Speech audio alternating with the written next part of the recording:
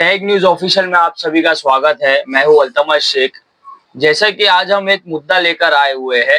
आज हम बात करते हैं साउथ मुंबई की, जो कि साउथ मुंबई की बात करते हैं जहां बहुत सी ओल्ड डाइलेपिटेड बिल्डिंग हमारे साउथ मुंबई में मौजूद है। पूरे महाराष्ट्र के अंदर एक ऐसा इलाका है साउथ मुंबई जहाँ पर 100 से 200 साल पुरानी बिल्डिंग यहाँ पर मौजूद है, जो कि लीज की प्रॉपर्टी है कुछ, और जिसकी लीज खत्म हो चुकी है। वहां टेनेंट परेशान है, जो कि परेशान है इस वजह से कि खुद की जगह पर मालिकाना हक उन्हें नहीं मिल पा रहा है। क्यों? हम इनसे जानते हैं कि जो कि लैंडलॉर्ड जो रहते हैं, लैंडलॉर्ड अगर बीएमसी माडा और जो कि जब लैंडलॉर्डशिप जब खत्म होती है, लीज की प्रॉपर्टी जब लैंडलॉर्ड के अंडर अंडर आती है, अगर इन्हें बिल भरना हो तो ये किसके पास जाएंगे? और बिल भी इनके नाम पर नहीं आता है।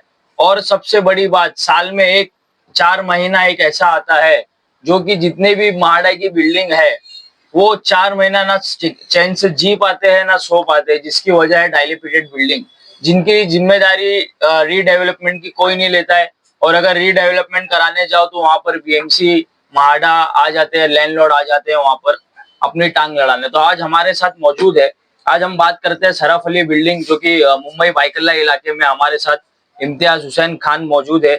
इम्तियाज भाई, क्या मसला है आपकी बिल्डिंग का, आप क्या कहना चाहते हैं? मेरा मसला ऐसा है कि मैं सराफ अली बिल्डिंग कैनोडेशन का ना सेक्रेटरी हूँ। मेरा नाम इम्तियाज हुसैन खान है।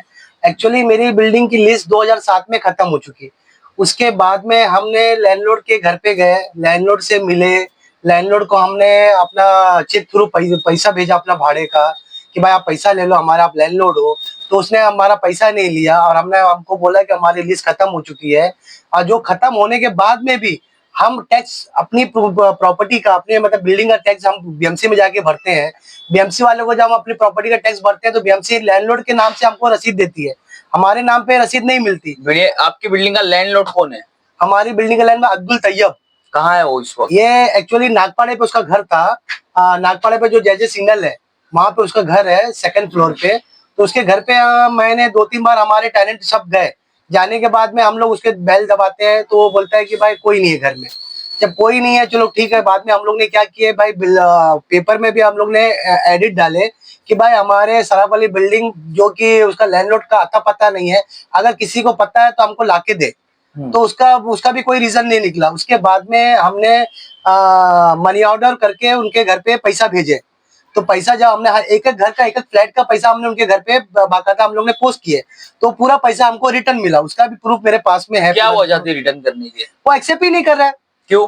वो बोलता है लिस्ट मेरी खत्म हो चुकी है, अब तुम जानो तुम्हारा काम जाने। चलो हम प्रॉपर्टी हमारी है, यानी हम लोग टेनेंट है, हम लोग तो ऐसे भी ऑनर नहीं है, हम लोग तो एक रेंट पे है समझ लो। कल हो क्या हमारी बिल्डिंग का अगर हम टैक्स नहीं जाके गवर्नमेंट को भरते हैं, यानी बीएमसी ईवार्ड में हम लोग नहीं भरते हैं, तो बीएमसी हमारे पास में आके हमको नोटिस चिपकाती है कि भाई तुम्हारा टैक्स नहीं क्लियर है, तुम्हारा टैक्स भरो। और जब हम टैक्स भरते हैं तो उसका रसीद जो मिलती है हमको अब्दुल तैयब के नाम से मिलती है, तो हम जाए कहाँ?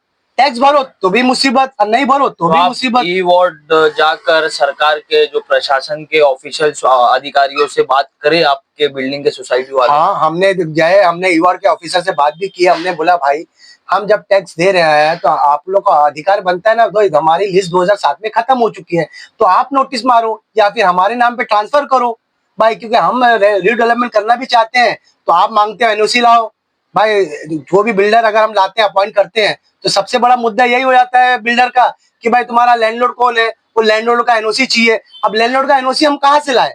हाँ, अभी भाई प्रशासन से हमारी यही रिक्वेस्ट है, एकनाथ शिंदे साहब से भी हमारी यही रिक्वेस्ट है कि भाई जितनी भी बिल्डिंग लैंडलॉर्ड प्रॉपर्टी है जिसकी लीज खत्म हो चुकी है, तो उसको तो अधिकार दिया जाए, या बीएमसी खुद अपना अधिकार लेवे कि भाई उसको रिडेवलपमेंट करे।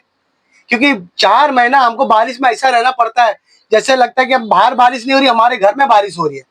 कभी शॉर्ट सर्किट हो जाता है, कभी घर में हमारे को पतीला रख के बैठना पड़ता है। टोटल कितने टेनेंट है आपकी बिल्डिंग में? टोटल हमारे बिल्डिंग में 41 टेनेंट बिल्डिंग में हमारे हैं, और प्लस हमारे प्रॉपर्टी पे, यानी 3800 स्क्वायर मीटर जो प्रॉपर्टी हमारी है उसके अंदर आइजोन भी है, जो कि कारखाने हैं। उनको कोई फर्क नहीं पड़ता क्योंकि वो आते हैं, धंधा करते हैं, धंधा करके शाम को 6 बजे बंद करके चले आते हैं, उनको भाड़ा मिलता है।